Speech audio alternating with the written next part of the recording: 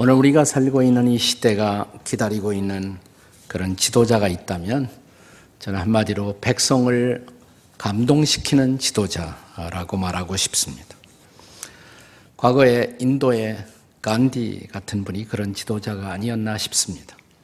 그는 자기의 조국인 인도를 영국 식민지 통치에서 해방시키기 위해 철저하게 폭력을 배제한 비폭력 운동과 또 시민 불복종 운동을 선택했습니다. 그는 자기의 정당한 주장들이 사람들의 이기심으로 외면당할 때마다 단식하고 기도하며 사람들의 양심에 호소했습니다. 그는 모든 종파, 모든 파벌을 포용했고 지배자인 영국에게도 신사적으로 대했습니다. 그는 노예들과 여성, 노인과 어린아이들의 친구였습니다. 감옥과 법정이 그의 가장 중요한 정치 무대였고 정기연 발표 장소이기도 했습니다. 그는 실로 모든 계층의 사람들을 감동시키는 지도자였습니다. 한 번은 그가 열차 여행을 하다가 자기가 신고 있던 샌들 하나가 기차 바깥으로 날아갔다고 합니다. 그러자 간디는 즉각적으로 나머지 샌들 하나를 벗더니 바깥으로 던졌다고 합니다. 왜 그렇게 하시냐고 묻자 그는 조용히 미소 지으면서 누군가가 가져다 쓰려면 짝이 있어야 하지 않겠느냐 라고 대답을 했다고 합니다. 사람들은 이런 그에게 별명을 붙여주었습니다. 마하트마 간디, 위대한 혼 간디라고. 그는 나의 인생이 곧 나의 메시지이다. My life is my message 라는 유명한 말을 남기기도 했습니다. 나는 간디가 모방했던 그의 운동의 방식이 바로 성경에 나타난 하나님의 방식이었다라고 믿고 있습니다. 하나님은 전능하시고 또 절대자이신 하나님이시지만 그는 결코 자신의 힘을 과시하지 않으시고 또 사람들의 마음을 강제하는 방식으로 세상을 경영하지 않으십니다. 그런 하나님이 우리에게 보기에는 때때로 답답해 보기도 합니다. 때때로 그래서 하나님은 무능하고 무력한 신, 세상의 불의를 허용하고 마냥 기다리기만 하시는 하나님처럼 우리에게 보여지기도 하십니다. 금년으로 우리 민족은 일본 식민지 통치 아래에서 해방된 지 광복 70주년을 맞이합니다. 그러나 해방과 함께 초래된 남북 분단의 비극을 극복하지 못한 채로 우리는 해방 70주년을 준비해야 하는 역사적 기로 앞에 서 있습니다. 이런 역사적 시점에서 우리 민족이 기대해야 할 유일한 희망이 있다면 저는 이 민족을 향한 하나님의 감동하심이라고 믿고 있습니다. 우리는 예배에 참여할 때마다 예배의 끝머리에 소위 축도를 받습니다. 축도는 보통 이렇게 마무리 짓지 않습니까? 지금은 우리 주 예수 그리스도의 은혜와 하나님 아버지의 사랑과 그 다음에 성령의 감동하심, 이렇게 축도가 마무리 지어집니다. 한국 초대교회 야사에 보면 선교사, 한국에 온 지 얼마 안 되는 선교사 한 분이 아직 설교는 못해도 축도는 할 수 있다고 생각했습니다. 그래서 한국말로 축도를 하기 위해서 딱 손을 올렸는데 처음 시작하는 말인 이제는 이 말이 생각이 안 나는 거예요. 처음에 뭐라고 그랬더라? 그러다 선교사 입에서 나온 말이 요새는 예수 그리스도의 은혜와 하나님 아버지의 사랑과 성령의 감동하심, 이렇게 축도를 했다는 일화가 남아 있습니다. 저는 지금이야말로 이 민족을 향한 성령의 감동, 하나님의 감동이 절대적으로 필요한 때를 맞이하고 있다고 생각합니다. 그것이 제가 오늘부터 시작해서 에스라서를 강해하고 싶은 중요한 이유이기도 합니다. 본문은 이스라엘의 회복을 위한 하나님의 감동하심의 차원을 보여주고 있습니다. 하나님이 사람들을 감동할 때 그 감동의 차원, 그것은 무엇일까요? 하나님의 감동의 성격, 감동의 차원을 살펴보고자 합니다. 첫째로 그것은 세속 역사에도 관여되고 있다는 사실입니다. 하나님의 감동은 세속 역사 속에도 움직이고 있다는 것입니다. 흔히 사람들은 하나님의 일, 하나님의 역사, 그러면 그것을 교회 안에서 이루어지는 어떤 일로만 국한시키려는 생각을 가질 때가 종종 있습니다. 그러나 하나님은 교회 안에서만 하나님이 아니십니다. 그는 교회 밖에서도 여전히 하나님이시고 우리들의 모든 삶의 영역 가운데 주가 되시는 분이십니다. 그는 믿는 자를 통해서 일하실 수 있을 뿐만 아니라 믿지 않는 이들을 통해서도 하나님은 일할 수 있는 하나님이십니다. 문자 그대로 그분은 만유의 주가 되시기 때문입니다. 본문이 에스라서가 기록되고 있던 때는 주전 BC 440년부터 400년 사이 어느 때에 아마 에스라서는 기록되었을 것이라고 생각합니다. 그리고 이 사건이 커버하고 있는 역사적인 무대는 주전 538년부터 주전 438년까지 약 100년간의 시간을 커버하고 있는 책입니다. 이스라엘 민족의 온전한 회복을 위해서 하나님의 감동시키는 사역이 어떻게 전개되고 있는가를 보여주고 있는 책입니다. 그는 우선 그 당시에 가장 영향력 있는 힘 있는 통치자였던 바사는 페르시아, 당시의 페르시아의 고레스 혹은 사이러스라고 불리워지기도 하는 바사의 사이러스, 고레스를 감동시킴으로 당신의 일을 시작하셨다라고 본문은 증언하고 있습니다. 본문이 시작되는 1절 말씀을 다시 한번 읽겠습니다. 1절 다 같이 읽겠습니다. 시작. 바사왕 고레스 원년에 여호와께서 예레미야의 입으로 하신 말씀을 응하게 하시려고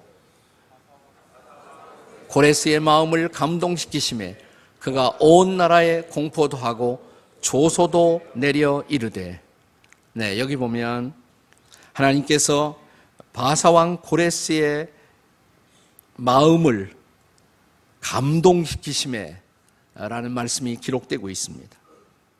당시 고레스는 이 말씀만 딱 보면 하나님의 감동을 받았다고 그러니까 신앙이 좋은 그런 사람처럼 생각이 될 수도 있습니다. 우리가 생각하는 그런 신앙의 지도자는 아니었습니다.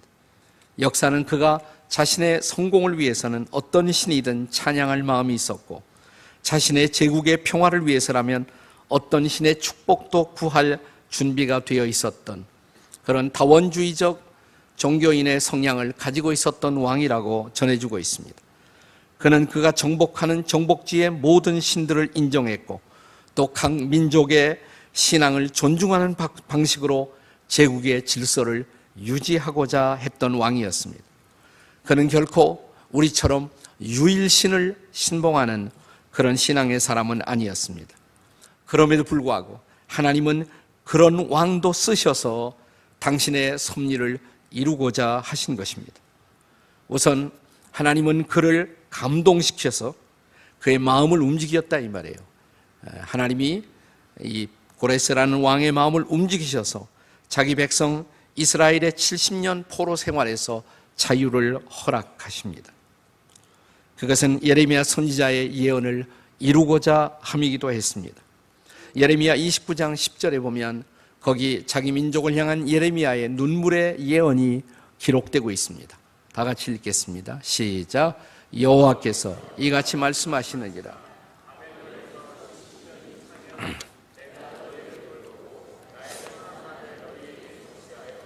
너희를 이곳으로 돌아오게 하리라. 아멘이십니까? 네, 70년 만에 그 백성을 돌아오게 하신 하나님, 동일하신 하나님이 원하신다면 광복 70년에 하나님은 중요한 역사를 이 땅에도 이루실 수가 있다. 믿어지십니까? 얼마 안 믿어지시는 것 같아요. 네. 여러분, 우리가 참으로 믿으면, 그리고 하나님이 기뻐하시면 하나님은 하나님의 때 이 땅에 하나님의 방법으로 평화로운 통일도 주실 수 있다. 믿으십니까? 우리가 믿어야 하나님이 좀 역사하시죠, 더. 네. 그렇습니다. 이제 광복 70년, 그러나 아직도 민족 분단의 고통을 안고 사는 우리에게 이 민족의 통일과 회복을 위해서 하나님이 또 한 번 감동시키시는 그 역사, 그 하나님의 감동의 역사를 이 땅에 펼쳐주시기를 기도하십시다. 저는 이 일을 위해서 필요하다면 동일하신 하나님, 옛날 고레스 왕을 움직이시던 그 하나님께서 북녘 땅의 김정은도, 중국의 시진핑도, 또 소련의 푸틴도, 미국의 오바마도 감동할 수 있는 하나님이시다, 이 사실을 저와 여러분이 우리가 믿어야 할 것입니다. 그래서 중보기도가 필요한 거예요. 나라와 통치자들을 위한 중보기도를 쉬지 말아야 할 이유가 여기에 있습니다. 하나님은 교회 안에서뿐만 아니라 세속 역사의 한복판 속에서도 하나님은 감동의 역사를 펼치시는 하나님이신 것을 믿으시기 바랍니다. 하나님의 감동의 차원, 그 하나님의 감동의 섭리의 차원 두 번째는 하나님을 향한 예배를 회복하게 하신다는 것입니다. 하나님이 우리를 감동하실 때 그가 먼저 관심을 가진 일 중에 하나는 예배의 회복이라는 것입니다. 고레스를 향한 하나님의 감동은 포로에서의 자유, 또 시온의 땅으로의 복귀, 거기에서 끝나지 않고 이제 파괴된, 무너져 있던 성전을 건축하도록 명령하십니다. 본문의 2절입니다. 우리 2절 말씀을 다 함께 같이 읽겠습니다. 2절 함께 읽습니다. 시작. 바사왕 고레스는 말하노니 하늘의 하나님 여호와께서 세상 모든 나라를 내게 주셨고 나에게 명령하사 유다 예루살렘 성전을 건축하라 하셨나니. 역사가들은 아마도 고레스가 당시 유태인들의 환심을 사기 위해서 아마 성전 건축의 명령을 내렸을 것이라고 진단하고 있습니다. 그러나 이미 1절 말씀에서 우리가 본 것처럼 성경은 그것이 하나님이 고레스의 마음을 감동시킨 결과였다라고 증언하고 있습니다. 그렇다면 성전이 건축된다는 것은 이스라엘 백성들에게 있어서는 어떤 의미를 갖는 것일까요? 그것은 또 하나의 건물이, 거룩한 건물이 지어졌다, 거기서 끝나는 것이 아니에요. 그보다 더 중요한 의미가 있습니다. 건물 하나 지어지는 게 무슨 대단한 거예요. 중요한 것은 거기서 하나님을 향한 온전한 예배의 회복이 이루어질 것에 대한 기대, 그것이 중요한 것입니다. 그렇습니다. 물론 예배라는 것은 건물이 없이도 가능할 수 있습니다. 그러나 아직 예수님이 이 땅에 오시기 전에 구약의 제사에 있어서 성소로서의 건물은 하나님과의 구별된 만남의 장소로서 하나님의 임재를 경험하고 또 그분에게 드려야 할 경배를 위해서 아직도 피로 불가려한 그런 요소 중에 하나였습니다. 중요한 것은 그렇기 때문에 건물 그 자체보다도 예배의 회복입니다. 이스라엘 회복의 우선순위는 예배의 회복이었던 것입니다. 예배가 회복되면 모든 것이 제자리를 찾아갈 것입니다. 그래서 신약 로마서 12장에 보면 바울이 믿음으로 의롭다함을 받은 그리스도인들의 새로운 삶의 우선순위가 뭐냐? 우리가 의롭다함을 받고 구원받았으면 가장 중요한 것이 뭐냐? 로마서 12장 1절은 영적 예배를 드리는 것이다, 이렇게 말하고 있습니다. 자, 로마서 12장 1절 말씀 기억하시지요?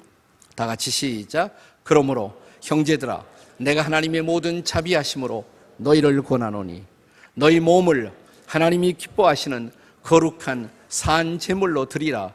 이는 너희가 드릴 영적 예배니라.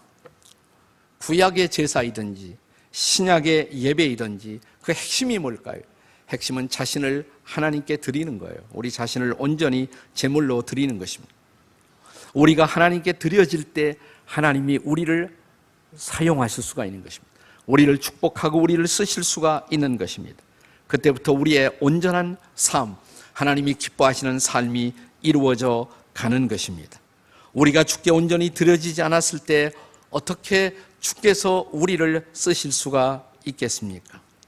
그러므로 그리스도인들에게 있어서 가장 중요한 것, 무엇보다 먼저 첫째로 성공해야 할 것은 예배의 성공이에요. 그리스도인들은 예배부터 성공해야 합니다. 예배에 성공한다는 것은 하나님과 바른 관계가 설정되는 것을 의미합니다. 그것이 바로 그리스도인의 삶이 출발하는 기본, 베이식이라고 할 수가 있습니다. 예배를 등한히 하는 사람은 결국 하나님의 인도를 경험하지 못하고 인생의 장에서 표류할 수밖에 없습니다. 그러므로 과거 청교도들에게 있어서 예배의 의무는 삶의 우선순위였던 것입니다. 그들에게 있어서 주일에 하나님을 온전하게 예배하고 성도들과 교제하며 선한 일에 힘쓰는 주일 성수는 우리들의 성화를 위한 가장 중요한 삶의 방편이었던 것입니다. 예배가 무너지면 교회도 무너집니다. 예배가 무너지면 우리의 삶도 무너집니다. 유럽의 세속화는 그렇게 왔던 것입니다. 나는 이 땅의 세속화도 온다면 그렇게 올 것이라고 생각합니다. 그러므로 우리는 성령께서 다시 한번 이 땅의 성도들에게 그 무엇보다 예배 회복에 감동을 주시기를 기도합니다. 우리의 마음속에 예배를 예배되게 하는 것, 예배를 내 삶의 가장 중요한 첫째 자리에 놓는 것, 예배가 회복되면 저는 교회도 회복되고 그리고 민족도 회복될 것을 믿습니다. 통일도 올 것입니다. 먼저 우리의 예배가 회복되기를 주의 이름으로 축원합니다. 하나님의 감동에 또 다른 한 차원이 있습니다.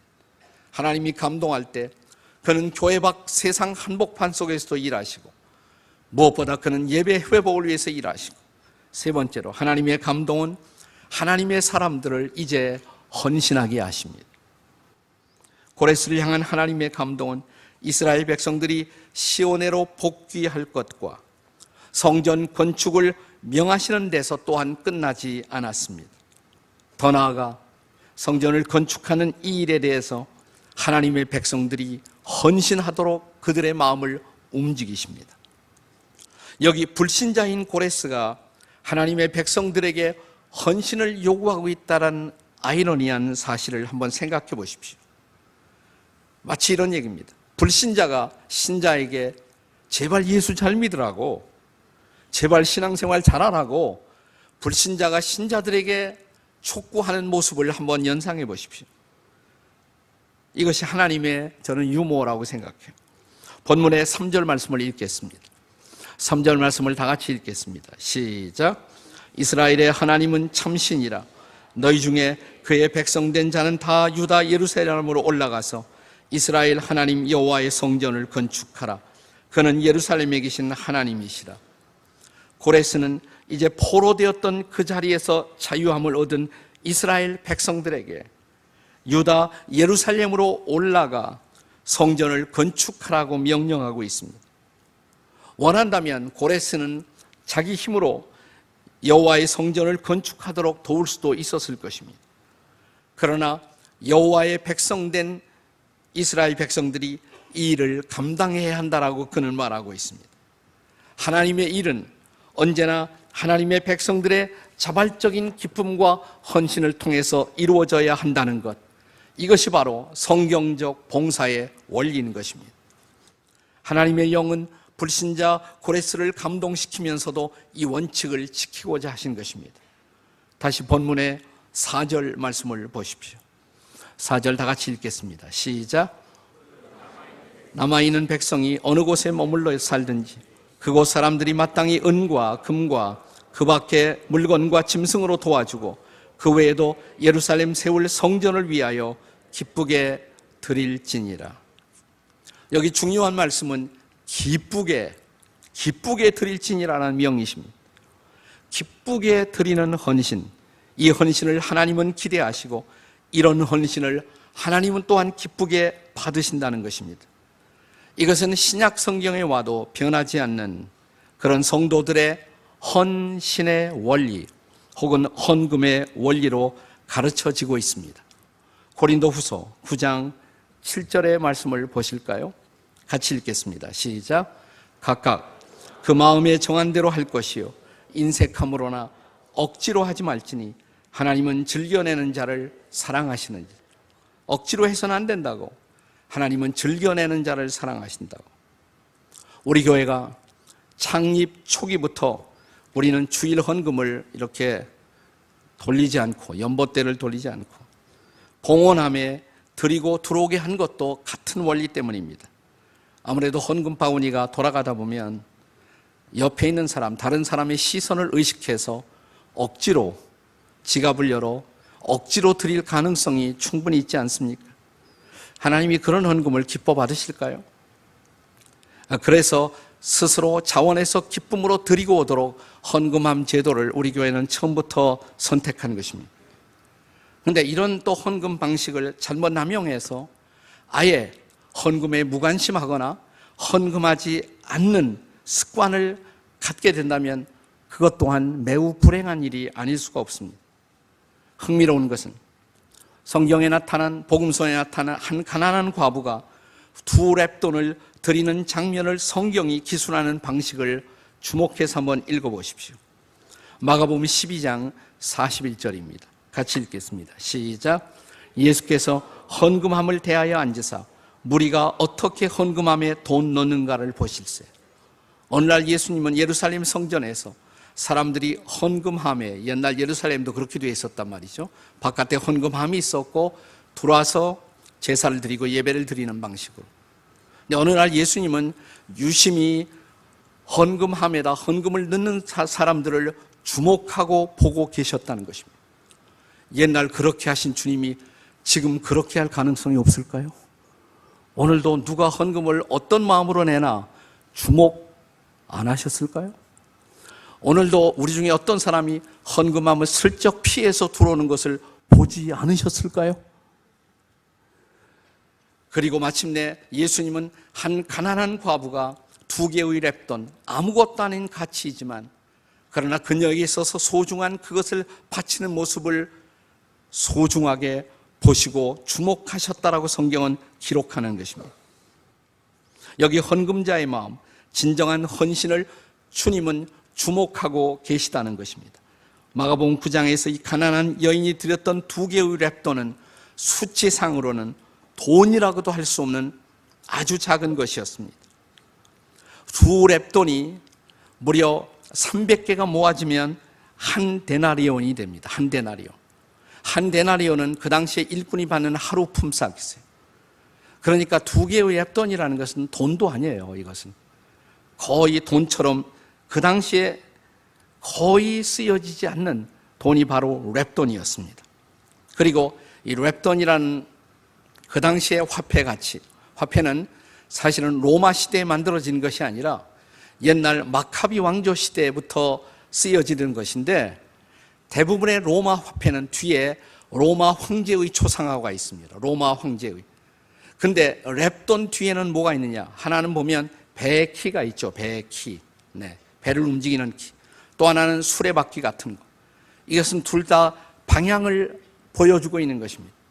이것은 과거 마카비 왕조 시대에 과거 이스라엘이 그들의 독립을 위해서 일하던 때 하나님의 인도함을 받기를 원하는 열망으로 새긴 것이라고 합니다. 그것을 바쳤단 말이죠. 그러니까 돈의 가치는 없지만 의미는 매우 중요한 것이에요.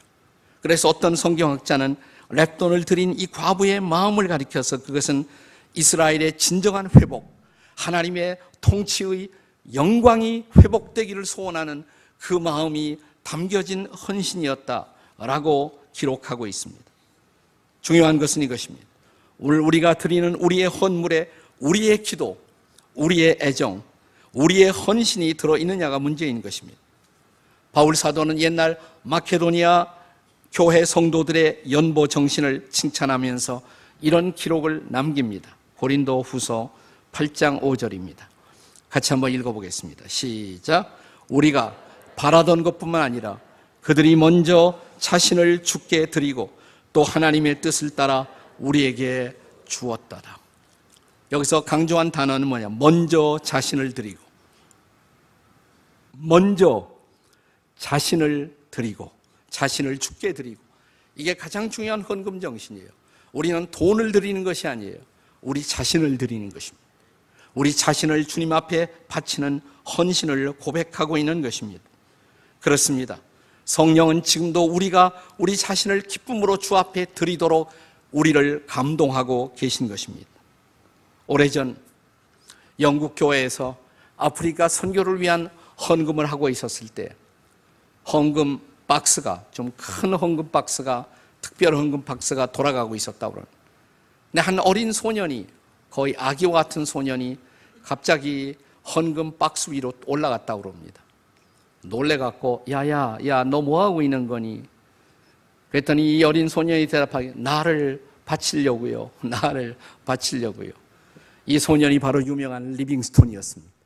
아프리카를 변화시킨 그리고 아프리카 세상을 바꾸었던 아름다운 하나님의 사람이었습니다. 하나님의 성령은 지금도 우리 자신을 주께 드리도록 감동하고 있습니다. 그리고 이 하나님의 감동 앞에 우리가 기쁨으로 응답하고 우리들 자신을 하나님의 사역 앞에 기꺼이 드릴 때, 거기서부터 바로 그 순간 그 자리에서부터 새로운 교회도, 새로운 나라도, 새로운 역사도, 새로운 민족의 내일도 열려오는 것입니다. 나는 이런 하나님의 감동이 이 금년 한 해 동안 우리 민족과 그리고 이 땅의 교회들과 성도들 가운데 함께 하시기를 주의 이름으로 축원합니다.